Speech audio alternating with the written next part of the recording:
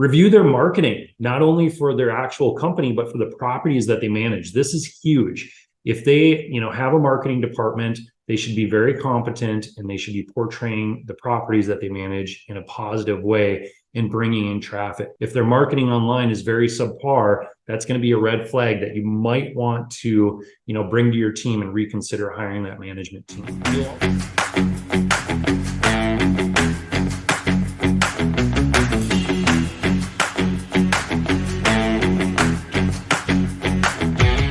Welcome back to another episode of the Keeping It Real Estate Show. Today, we're shining the spotlight on an often underappreciated but crucial component of having success with real estate investing, and that is property management. If you've ever wondered what goes on behind the scenes or what qualities a great property management company can bring and that you will need when you own a multifamily property, you're going to enjoy this episode. So let's start off by how you select an outstanding property management company. Choosing the right property management company can be attributed to finding the right captain for your ship. So they're the ones steering the actual ship, steering the multifamily property. And a company with a track record can anticipate challenges and draw from past mistakes and successes. So really, adaptability is key. They need to shift with the market. Markets always are shifting and tenant preferences are changing. Unexpected global events like pandemics are arising. There's always something new coming up that these property management companies need to work through, or problems they need to resolve, or situations that they have to respond to. So one thing to ask is the property management company proactive? Have they found themselves constantly playing catch up, or are they being proactive on the issues that are arising in the industry? And their past responses to industry challenges can really give you a valuable glimpse into how they'd handle future uncertainties, because in multifamily, there's always going to be uncertainties that arise when you own a multifamily asset. A couple of things that you want to consider. First off, you want to consider the company's network. Real estate at its core really thrives on relationships. Relationships are what makes this industry go round. And a company's ties with local contractors, vendors, service providers, everyone that they have close relationships with can impact not only the quality of services that you get at the property level, but it can make a big, big difference in your cost and your actual expenses at the property. So having reliable quality contractors that they have relationships with can make a significant difference in cost. It can also make a big difference when you have an emergency, because if you don't have a close relationship with these providers, it may be tough to get them out there in the middle of the night or on the weekends. It may cost a substantial amount of money if they don't have those relationships with those individuals. It also helps with negotiating bulk service rates. So a lot of times these management companies will have great relationships with service providers, and they'll be able to get a large discount off the pricing.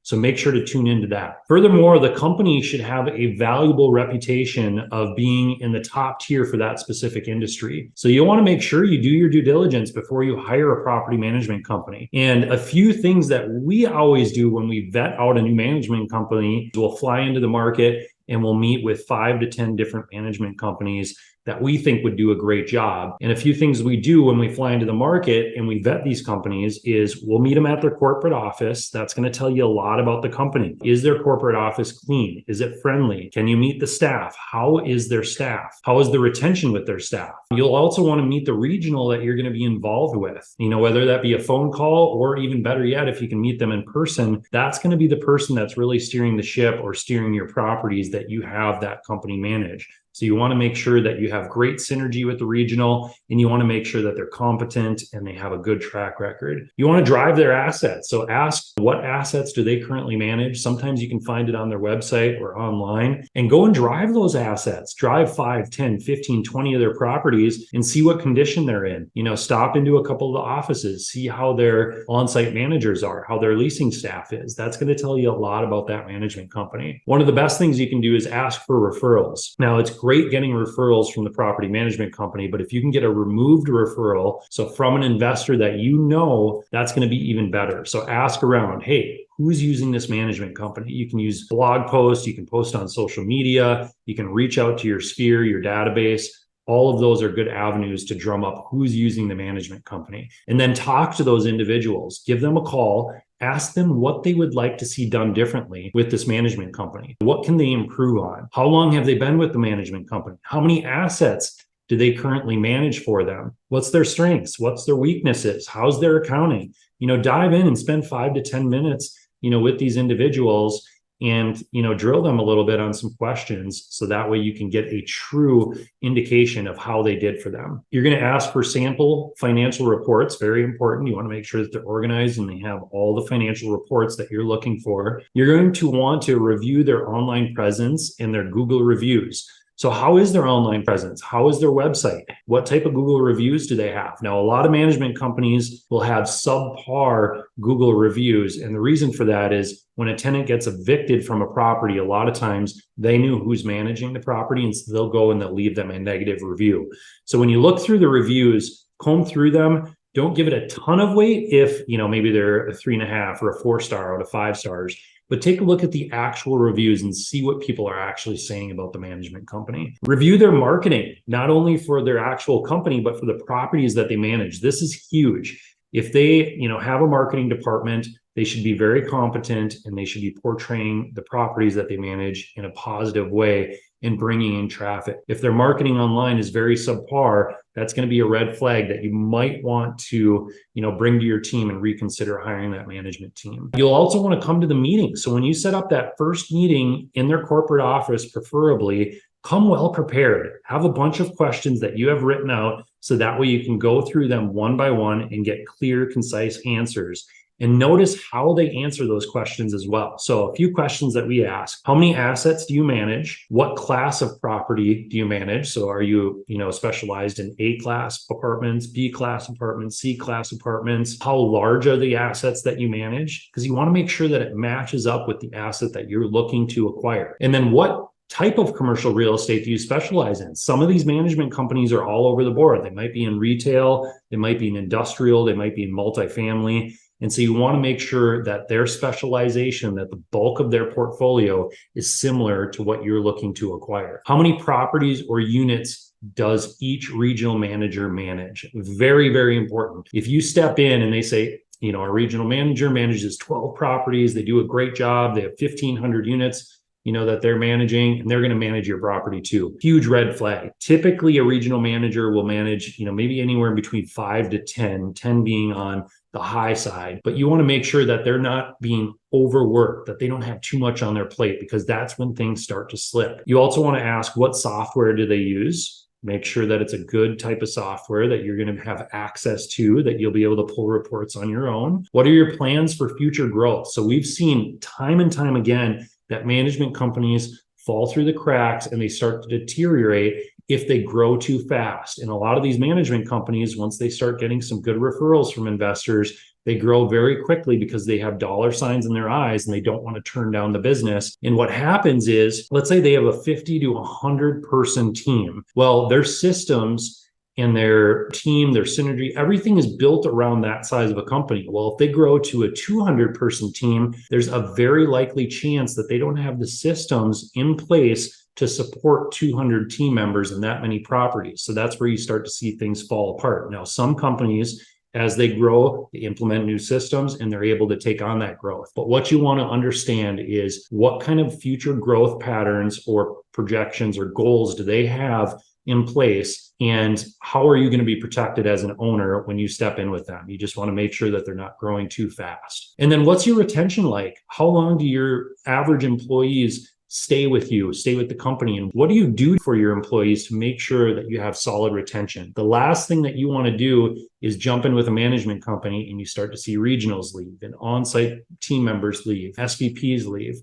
It all creates chaos, if there's movement in the personnel. So see what they're doing for retention. Now, let's move on to one of the most important pieces of property management, the on-site team. So front and center of any property's successful operations is the on-site team. And the on-site team consists of people like on-site managers, leasing agents, maintenance techs, and sometimes there's other positions depending upon the property that you own, such as activity directors. Now, let's start with the leasing agents. These individuals wear a lot of hats. So their role isn't just confined to showing units like you may think. They're signing leases, they're ambassadors for the property. They're also, doing a lot of tasks that the manager might put on them if they're slow with leasing. And so leasing is extremely important because it's the face and the voice of the property. So they're representing the actual property, and their interaction can make a huge difference. Often it's the deciding factor in between leasing a unit and not leasing a unit for a prospective tenant. Leasing agents, they must possess a keen ability to read people. So they have to read people, and understanding a potential tenant's requirements, understanding their lifestyle, understanding their preferences. It's all crucial for that leasing agent to understand. It's about connecting with a person or a family to a potential home that fits their vision. So they want to be able to make that personal connection, make that prospective tenant feel good about the property and about living there and about dealing with the team in the future, because that personal touch is going to make a world of a difference. And once that match is made, the onboarding process kicks in. So here, a leasing agent's organizational skills are super important. They need to ensure that every document is organized, that formality is handled, and it's handled smoothly.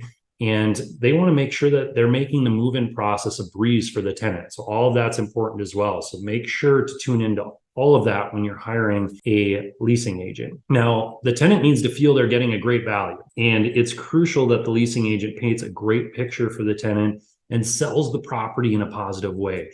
And a great onboarding experience can lead to longer retention as well, and positive word of mouth referrals. So with that, let's shift gears to the on-site manager. This role can best be described as the captain of the ship. So they're the one overseeing the actual property. Now, while they oversee the day-to-day operations, their responsibilities, really stretch far and wide. Financial oversight is a big part of their role, and they're not just balancing books. They're strategizing for the future and looking for opportunities to enhance the profitability. So when you have an on-site manager, you want them to be proactive. You want them to be coming to you with ideas on how to increase the income or decrease the expenses on the property, whether it's through operational efficiencies or exploring new revenue streams. And the on-site manager acts as a bridge. So on one side, you have the landlord or the property owner, and they have a certain set of expectations and goals. And on the other side, you have your tenants, each with their unique needs and concerns,